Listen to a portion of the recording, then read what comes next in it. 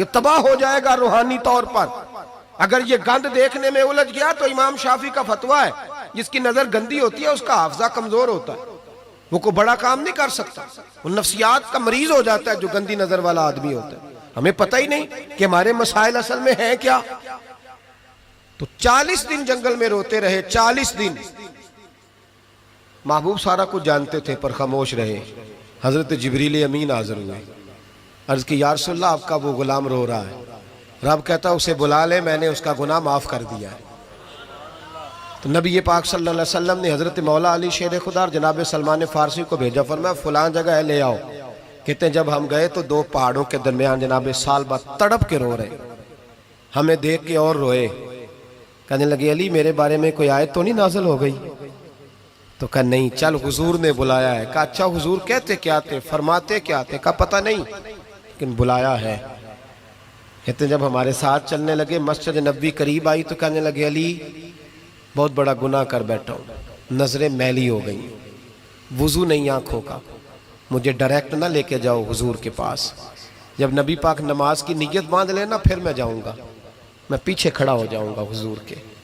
میری طبیعت میں حوصلہ نہیں، یہاں تو پتہ نہیں میں کس طرح عشق رسول کا دعویٰ کرتا ہوں منبر پر بیٹھ کر، اور ہماری یہ میلاد آئے گا تو محفل میلاد میں اس طرح کے دعوے ہوں گے اسٹیج پر کہ علمان والحفیظ، پتہ نہیں کیا کیا لوگ کہہ دیں گے، پتہ نہیں ہم کیا ہے اور ہم کیا کہہ رہے ہیں، من آنم کے من دانم، پتہ ہی نہیں اور کتنا بڑا دعویٰ کر دیا۔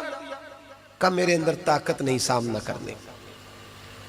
مولا علی فرماتے ہیں جب حضور نے مغرب کی نماز کی نیت باندھی تو انہوں نے بھی پیچھے نیت باندھ لی۔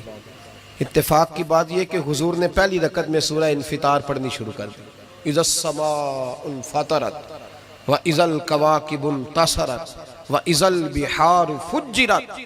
کہتے ہیں جب محبوب اس آیت پہ پہنچے نا کہ یا ایھا الانسان ما غرک بربک الکریم، اے انسان تجھے کس چیز نے دھوکے میں ڈال دیا، حالانکہ تیرا رب تو بڑا ہی کرم کرنے والا ہے، تو کس طرح کسی اور کے دھوکے میں، بربک الکریم، اور ضمیر واحد ہے، میں تفسیر پہ نہیں جاتا، کہا تیرا اپنا رب، بربک تیرا اپنا رب، تیرا رب تو بڑا کریم ہے، تو پھر بھی کہیں اور چلا گیا۔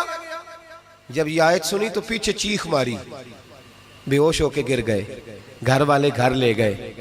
نماز مکمل ہوئی تو حضور نے فرمایا کیا ہوا؟ عرض کی حضور وہ تو رو پڑے تھے، گھر لے گئے۔ محبوب پیچھے گئے تو بے سدھ پڑے، تیز بخار ہو گیا۔ نبی کریم سرہانے بیٹھے اور ان کی گردن کو اٹھا کر سر کو گود میں رکھا، اور جب بالوں میں دست مبارک پھیرا تو آنکھیں کھول دی، اور جھٹ سے اپنا سر زمین پہ رکھ کے کہنے لگے حضور میں اس قابل نہیں کہ آپ کی گود میں میرا سارا ہے، اس قابل نہیں، بڑا مجرم۔ تو محبوب نے فرمایا تجھے مبارک ہو، رب نے تجھے معاف کر دیا ہے، اللہ بھی راضی ہے، میں بھی راضی ہے۔